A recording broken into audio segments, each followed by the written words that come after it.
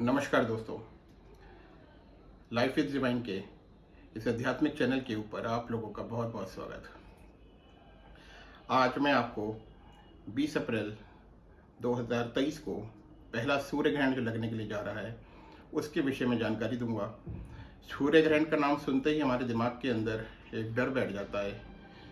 एक ग्रहण का मतलब ही कुछ इस तरीके से बताया गया है हम लोगों को कि हमें थोड़ा सा एक संशय आ जाता है दिमाग के अंदर कि क्या होगा इस सूर्य ग्रहण के अंदर, इसके क्या इफेक्ट्स आएंगे, हमारी राशियों के ऊपर क्या आएंगे, देश के ऊपर क्या आएगा।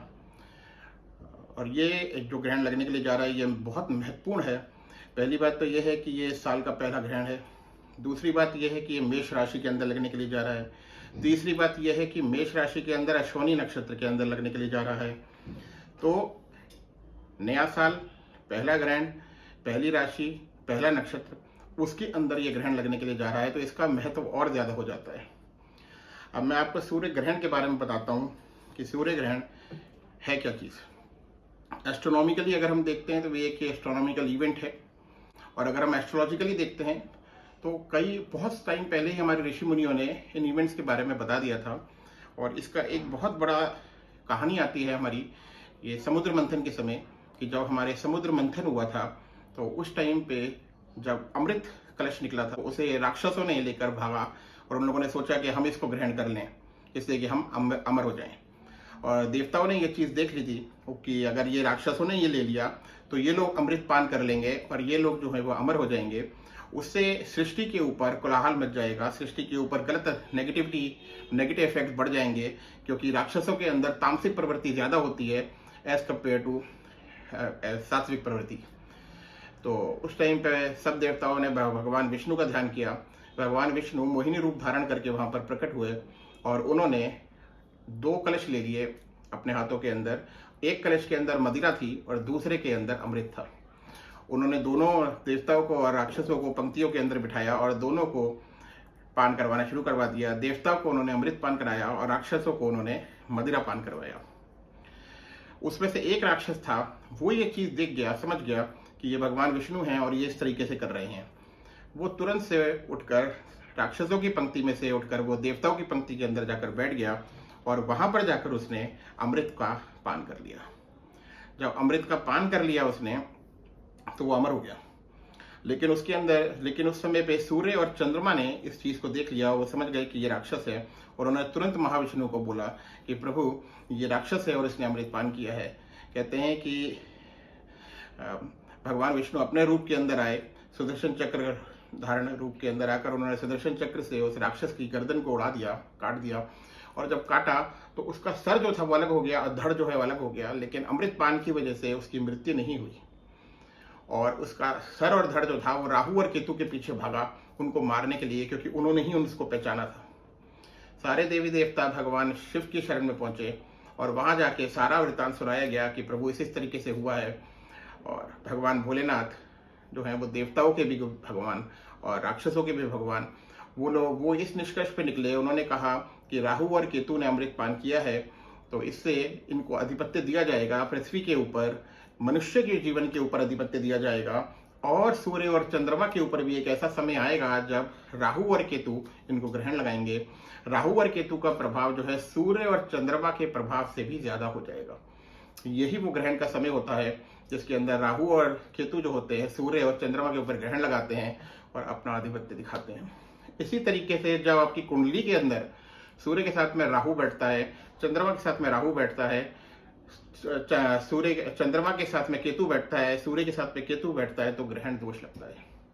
इसी तरीके से कालसर्प दोष भी है जिसके अंदर राहु और केतु के बीच में सारे ग्रह आ जाते हैं, उसे हम कालसर्प दोष बोलते हैं। वो मैं अलग एक एपिसोड बनाऊंगा, उसके अंदर आपको सब कालसर्प दोष के बारे में बताऊंगा और उसकी रेमेडी भी बताऊंगा, उसके इलाज भी बताऊंगा। वापस आते हैं सूर्य ग्रहण के ऊपर। तो राहु और केतु बहुत प्रसन्न हो जाते हैं और वो भगवान को आशीर्वाद लेके वहां से चले जाते हैं। उस दिन से आज तक ये ग्रहण और ये जो आधिपत्य उनको इंसान के ऊपर मिल गया उसका ही ये प्रभाव है कि हम लोगों की कुंडलियों के अंदर जब सूर्य राहु एक साथ होता है, चंद्रमा राहु एक साथ होता है, केतु सूर्य एक साथ होता है, तब ये सब ग्रहण दोष हम लोगों को लगते हैं। इन ग्रहण दोषों की वजह से ही इंसान जो होता है वो परेशान होता है। अब अगर हम सूर्य और चंद्रमा का ग्रहण को देख लें तो ये ग्रहण जो है ये हमारे हिंदुस्तान के अंदर नहीं है, प्रत्यक्ष नहीं है। दो तरह के ग्रहण होगा, एक तरीके से प्रत्यक्ष हो गया, एक अप्रत्यक्ष हो गया। जो कि हमारे देश के अंदर लग रहा है वो एक हो गया, और एक जो नहीं लग रहा है वो हो रहा है। तो इसके इफेक्ट्स सूतक के अंदर नहीं होंगे, सूतक काल नहीं लगेगा, लेकिन कुंडलियों के ऊपर इसका प्रभाव जरूर पड़ेगा। एस्ट्रोलॉजिकली अगर आप देखते हैं तो ग्रह तो वही हैं, पृथ्वी घूमी तो ग्रह तो वहीं के वहीं रह रहे हैं, और ग्रहों का प्रभाव जो है पृथ्वी के ऊपर पड़ेगा ही पड़ेगा। तो इसलिए आप इसको इससे रिलेट ना करिए कि आपकी कुंडली के ऊपर इफेक्ट नहीं पड़ेगा, क्योंकि आपके देश के अंदर ये ग्रहण नहीं पड़ रहा है। ग्रहण तो हर जगह, इसका ग्रहण का प्रभाव हर जगह पे पड़ेगा, और इसके नेगेटिव इफेक्ट्स आते हैं। इम्यूनिटी के ऊपर फर्क पड़ता है, इम्यूनिटी की डाउन हो जाती है हमारी। सूर्य के अंदर कहते हैं कि जो शक्ति होती है जिससे कि कीटाणुओं को वो मार देता है, वो शक्ति क्षीण हो जाती है जब आपका ग्रहण लग जाता है। उसके बाद जब ग्रहण से हम बाहर आते हैं तो हम लोग इसीलिए बोलते हैं कि उस टाइम के अंदर कोई चीज़ मत खाइए, कोई चीज़ मत बनाइए, अनाज वगैरह को भी ढक दीजिए, उसके अंदर तुलसी के पत्ते डाल दीजिए, जिससे कि उसकी क्षमता, उसकी ताकत जो हो वो बनी रहे। अब हम वापस आते हैं और देखते हैं कि हमारी कुंडली के अंदर हम लोगों के ऊपर क्या प्रभाव पड़ेगा। इस समय हम लोग लगन के ऊपर बात करेंगे।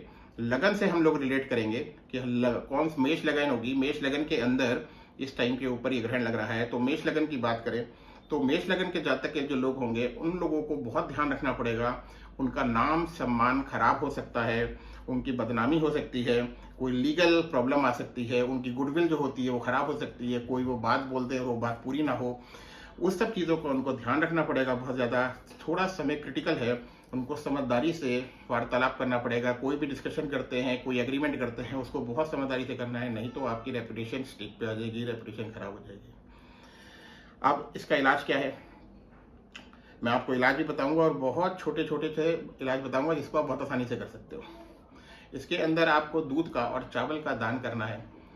अगले दिन, जिस दिन ग्रहण है 20 तारीख को होने के बाद में, अगले दिन 21 तारीख को आप किसी भी मंदिर में जाइए अपने आसपास में, और वहाँ पर दूध और चावल का दान करिए। उससे मेष लगन के अंदर के प्रभावों से आपको आराम मिलेगा। अब हम टॉरस लगन के ऊपर आ जाते हैं।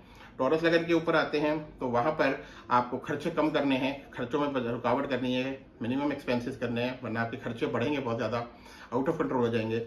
दूसरी तरफ से आपको भी इस चीज़ का बहुत सतर्कता बरतनी है कि आप क्या बोल रहे हैं, क्या सोच रहे हैं। बोलने से पहले 10 बार सोच लीजिए आप क्या बोल रहे हैं। आपका इंटरप्रिटेशन जो होगा आपकी बात का वो गलत जाएगा, नेगेटिव होएगा, और आपको दिक्कतें आएंगी। रिलेशनशिप्स के अंदर भी आपको प्रॉब्लम्स आएंगी। सबसे आसान इलाज बताता हूँ। 40 दिन तक अपने बिस्तर के पास में सौंफ रखिए, और 41वें दिन उस सौंफ को किसी हरे पेड़ के नीचे जाकर डाल दीजिए। उसके बीच में अगर आप उसमें से खाना भी पसंद करते हैं, रात को आप खा भी सकते हैं, आपको नींद भी बहुत अच्छी आएगी। सौंफ का कोई नुकसान नहीं है, सौंफ के फायदे ही होते हैं। अब हम मिथुन लगन के अंदर आ जाते हैं। तो मिथुन लगन के अंदर 11वें स्थान के ऊपर ये ग्रहण लगेगा। 11वां स्थान जो होता है वो हमारा इनकम का स्थान होता है, हमारे आय का स्थान होता है, हमारे मित्रों का स्थान होता है। आय घटेगी, इनकम घटेगी, काम जो होंगे वो अनफिनिश्ड रह जाएंगे। 90% काम हो जाएगा, 10% रह जाएगा, नहीं हो पाएगा, समस्याएं आएंगी आपको। काम धंधे के अंदर जो लोग होंगे उनको ज़्यादा समस्या आएंगी। नौकरी वाले जो होंगे उनको नौकरी के अंदर प्रेशर्स आएंगे ऊपर से। सतर्कता रखनी है, आराम से चलिए, थोड़ा सा पेशेंस रखिए, समय निकल जाएगा। बहुत ही छोटा सा आपको इलाज बताता हूँ। पीली मौली जो होती है, जैसे लाल मौली होती है उसी तरीके से पीली मौली भी होती है। पीली मौली को पीपल के 7 बार बांध दीजिए, और लेकिन ये करना है 7 बार भगवान का ध्यान करिए, लेकिन ये करना 3 दिनों के अंदर ही है। मतलब आपको 21, 22, 23 को ये करना है, ठीक है ना। उसके बाद में नहीं, उसके बाद में कोई इसका प्रभाव नहीं आएगा। अब हम आ जाते हैं कर्क लगन के ऊपर।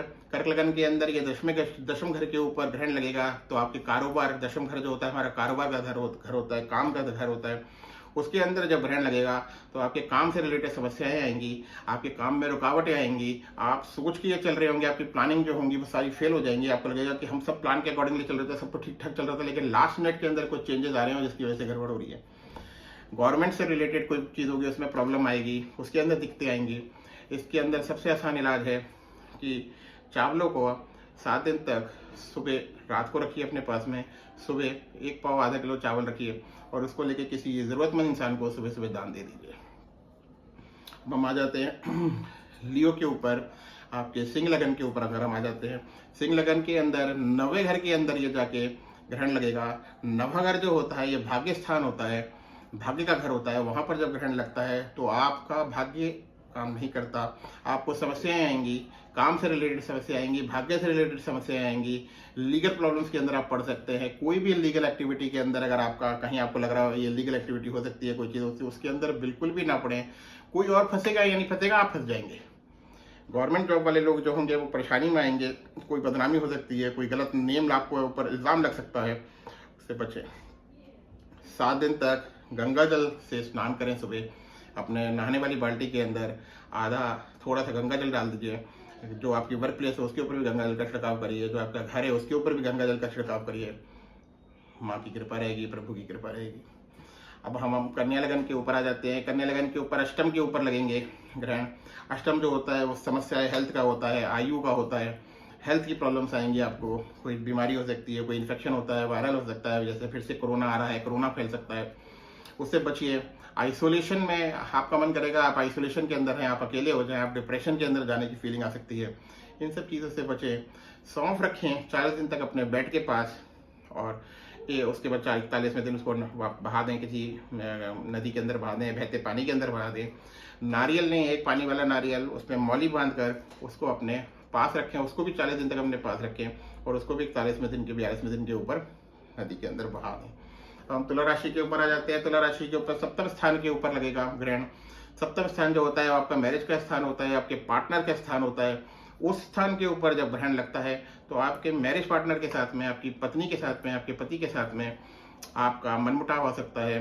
ना चाहते हुए भी कोई ना कोई ऐसा रीजन क्रिएट हो सकता है जिसकी वजह से आप लोगों के बीच में कुछ कॉन्फ्लिक्ट आ जाए, कोई समस्या आ जाए। कोई बहुत छोटी सी चीज़ होगी वो बहुत बड़ी बन सकती है। इन सब चीज़ों से बचें। लोगों की जिनकी शादियां होने का समय होगा उनकी शादियों के अंदर रुकावटें आएंगी। बहुत आसान सा इलाज बताता हूँ आपको। 7 दिन तक गुड़ ले लीजिए, और या आप गुड़ ले लीजिए। अगर गुड़ के साथ में आपको गन्ने का रस मिल जाता है तो गन्ने का रस 7 दिन तक भगवान शिव को शिवलिंग रूप के अंदर, भगवान जहाँ हो वहाँ शिवलिंग के ऊपर 7 दिन तक उसे चढ़ाएं। आपको ज़रूर फर्क पड़ेगा, ज़रूर अच्छा मिलेगा, अच्छा होगा आपके साथ में। स्कॉर्पियो के ऊपर आ जाते हैं, लगन के ऊपर। स्कॉर्पियो लगन के ऊपर जो है ये छठे घर के ऊपर आ जाएगा आपका ग्रहण। छठा घर जो होता है डेप्थ का होता है, खर्चे बढ़ेंगे, लोन बढ़ेगा, आप बिना सोचे समझे लोन ले लेंगे, और उसके अंदर बाद में आपको अल्टीमेटली दिक्कतें आएंगी। शत्रु होंगे वो आपके सामने आके खड़े हो जाएंगे, लीगल प्रॉब्लम्स आ सकती है, कॉन्फ्लिक्ट बढ़ सकते हैं, अननेसेसरी के इशू, लड़ाइयाँ हो जाएंगी अननेसेसरी की। आपको पता होगा कि आप गलत बोल रहे हैं फिर भी बोल जाएंगे, और वो एक इशू इतना बड़ा बन जाएगा कि वो संभाल नहीं पाएंगे। इस समय के ऊपर क्या इलाज करें? सबसे अच्छा है हनुमान जी की शरण में जाइए, हनुमान जी को चोला चढ़ाइए, भगवान राम का ज्ञान गुणगान करिए, हनुमान चालीसा का पाठ करिए। अब आ जाते हैं धनु लगन के ऊपर। धनु लगन के ऊपर पंचम स्थान के ऊपर आ जाएगा ग्रहण। और पंचम स्थान के ऊपर जब ग्रहण लगता है तो पंचम स्थान जो है आपके बच्चों का स्थान होता है, आपके सुख का स्थान होता है। आप देखोगे बच्चों की पढ़ाई के अंदर कोई कंपटीशन दे रहा होगा या कोई दिक्कत उसके अंदर उसे दिक्कत आएगी, वो नहीं कम्पीट कर पाएगा। तो इंटरव्यू के लिए कोई जाएगा तो उसके अंदर वहाँ पर उसको प्रॉब्लम्स आएंगी। बच्चों के लिए समय अच्छा नहीं है, सेहत के लिए समय अच्छा नहीं है। अब क्या करें इसका इलाज? चिड़ियों को जौ खिलाएं, रात भर जौ भिगो के रखें और सुबह चिड़ियों को दाना डालें। मंदिर में दूध का दान करें, उससे खुशहाली आएगी। इस ग्रहण के प्रभाव से आपको मुक्ति मिलेगी। उसके बाद आ जाते हैं आप मकर लगन के ऊपर। मकर लगन के ऊपर ये आपका चौथे घर के अंदर प्रभाव आ जाएगा। चौथा घर जो होता है वो आपकी माता का घर होता है, आपकी प्रॉपर्टी से रिलेटेड घर होता है, व्हीकल से रिलेटेड होता है। अगर कोई ऐसी प्लानिंग चल रही हो तो उसको रोक दें। माता का स्वास्थ्य बिगड़ सकता है, माता की सेहत खराब रहेगी, फैमिली में भी आपसी मनमुटाव हो सकता है, दिक्कतें आ सकती हैं। कोई अगर प्रॉपर्टी के लिए बढ़ रहे हो तो थोड़ा सा उसको डिले कर दीजिए, या उसके साथ में कुछ इलाज करिए। इलाज के अंदर क्या करना है, आपने एक चांदी की डिब्बी ले लेनी है छोटी सी, उसके अंदर कुछ चावल भर दीजिए। 40 दिन तक उसको अपने पास में रखिए। 41वें दिन उसको जाइए, चावलों को निकाल के हरे पेड़ के नीचे रख दीजिए। डिब्बी अपने घर वापस चांदी के लिए आइए, चांदी की डिब्बी है इसलिए। अब आ जाते हैं हम कुंभ राशि के, कुंभ लगन के ऊपर। कुंभ लगन के ऊपर जब हम आते हैं तो हम देखेंगे तीसरे घर के अंदर इसका प्रभाव आएगा, ग्रहण लगेगा। तीसरे घर के अंदर जब ग्रहण लगता है तो ये ग्रहण जो है आपके पराक्रम भाव के ऊपर लग रहा है, आपकी वाणी के भाव के ऊपर लग रहा है। आप प्रॉमिस तो कर लेंगे लेकिन उसको पूरा नहीं कर पाएंगे। बोल तो देंगे कोई बात, लेकिन वो पूर्ण नहीं कर पाएंगे। भाई बहनों से मनमुटाव आएगा, पराक्रम के अंदर कमी आएगी। काम को मत टालें। आपके अंदर से ये होगा कि हाँ ये काम आज नहीं हो रहा, कोई बात नहीं कल कर लेंगे, परसों कर लेंगे। नहीं, ऐसा ना करिए। जो कल का काम है उसको आज करिए, आज के काम को अभी करिए, तब जाके व्यवस्था सही बैठेगी, आपका कारोबार बढ़ेगा। इलाज क्या करें इससे बचने के लिए, इन चीज़ों से, बुरे प्रभावों से? आप सफ़ेद धागा ले लीजिए। सफ़ेद धागा लेके अपने इष्ट के सामने बैठिए या भगवान विष्णु के सामने बैठिए। भगवान विष्णु का ध्यान करिए। ध्यान करते हुए ओम नमो भगवते वासुदेवाय नमः का पाठ करिए और उस धागे को अपनी कलाई के ऊपर 21 दिन तक बांध के रखिए। 22वें दिन चाहे उतारना चाहते हो तो उतार दीजिए, नहीं तो उसको पहने रहने दीजिए। बहुत फ़र्क आएगा आपको। इस ग्रहण के नेगेटिव इफेक्ट से मुक्ति मिल जाएगी। अब हम मीन राशि के मीन लगन के ऊपर आ जाते हैं। मीन लगन वालों के लिए ये सेकंड हाउस के अंदर लगेगा ग्रहण। सेकंड हाउस जो होता है ये आपकी फैमिली का हाउस होता है, आपके बैंक का हाउस होता है। तो आपके फालतू खर्चे होंगे, आपके एक्सपेंसेस बढ़ेंगे। आप देखेंगे कोई आपने एफडी करा रखी होगी, कोई कराया, वो आप तोड़ देंगे और तोड़ के कोई खर्चा कर देंगे, कोई लेजर ट्रिप बना लेंगे। सब चीज़ों से बचें, फालतू के खर्चों से बचें। पेट से रिलेटेड आपको दिक्कत आएगी, सेहत से रिलेटेड आपको दिक्कत आएगी। पक्षियों को दाना डालें सुबह सुबह के समय 21 दिन तक। और नॉर्थ ईस्ट डायरेक्शन के अंदर एक चांदी के लोटे के अंदर गंगा जल रखकर 40 दिन तक उसे रख दीजिए। घर के जो नॉर्थ वेस्ट आपका कॉर्नर हो उसके अंदर रख दीजिए। और उसके बाद 40वें दिन के बाद में अगर वो पानी हो तो किसी तुलसी के अंदर डाल दीजिए। और पानी सूख गया हो तो बहुत ही अच्छी बात है, वो चांदी को लोटे को मंदिर में रख लीजिए। सूर्य ग्रहण का प्रभाव बहुत अनुकूल नहीं होता है, चाहे देवी देवताएं हों चाहे आप खुद हों। इसके अंदर जब वो ग्रहण काल होता है, अभी तो वैसे सूतक नहीं है, लेकिन ग्रहण काल के बाद में अगर सूतक होता है वो, तो भगवानों को भी एक तरीके से, मंदिरों को भी देखते हैं आप, कपाट बंद हो जाते हैं अगर जिन जगहों के अंदर सूर्य ग्रहण लगता है। और इसमें ये सारी चीज़ें हैं कि इससे आपको ये प्रत्यक्ष हो रहा है कि सूर्य ग्रहण कोई पॉजिटिव इंसिडेंट नहीं है, पॉजिटिव चीज़ नहीं है। मेरे को ध्यान है, मैंने कई बार प्रेडिक्शंस करी हैं जिसके अंदर सूर्य ग्रहण से रिलेटेड मैंने बताया है और प्रेडिक्शंस करी हैं, और प्रेडिक्शंस वो सारी सही आई हैं। थोड़ा सा वो नेगेटिव भी जो चीज़ें होती हैं वो भी सामने आती हैं। और इस समय के ऊपर भी सूर्य ग्रहण जो लग रहा है वो इतना अनुकूल नहीं है। आप लोग तो वो कहावत पुरानी कहते हैं कि prevention is better than cure. तो इन सब चीज़ों का जो मैं रेमेडीज आपको बता रहा हूँ उन सबको ज़रूर करिए। उससे क्या होगा कि नेगेटिव इफेक्ट जो होंगे सूर्य ग्रहण के आप लोगों के ऊपर नहीं आएंगे। 2 या 3 चीज़ें मैं और आपको बता देता हूँ जो कि बिल्कुल जनरल हैं। उनके अंदर क्या है कि जो ग्रहण होता है, जो सूर्य भगवान के शत्रु ग्रह होते हैं उनकी चीज़ों का आपको दान करना चाहिए, जैसे शनि, राहु और केतु। तो शनि, राहु और केतु को भी अगर आप दान करेंगे किसी भी मंदिर के अंदर जाकर, तो आप देखेंगे कि ग्रहण का जो नेगेटिव प्रभाव होगा वो आप लोगों के ऊपर कम आएगा। ग्रहण काल के अंदर बोलते हैं कि भगवान का ध्यान करिए। मंदिर बंद होते हैं वो एक अलग बात है, लेकिन आप घर के अंदर बैठ के गायत्री का पाठ कर सकते हैं। ओम नमो भगवते वासुदेवाय नमः भगवान महाविष्णु का पाठ कर सकते हैं। उससे आपको पीरियड आपका अच्छा रहेगा। माता पिताम्बरा आप लोगों के ऊपर कृपा करें, मेरी यही आप लोगों के लिए दुआ है। और फिर से मैं एक बार आपसे आग्रह करता हूँ कि इस चैनल को आप ज़्यादा से ज़्यादा सब्सक्राइब करें, शेयर करें, जिससे कि ज़्यादा से ज़्यादा लोग इस चैनल के ऊपर जुड़ें और आध्यात्मिक जो कि मैं आपको डिस्कोर्सेस देता हूँ, बातें बता रहा हूँ, उसका लाभ ले सकें, खुद भी लाभ लें और लोगों को भी लाभ करवाएं। जय माता।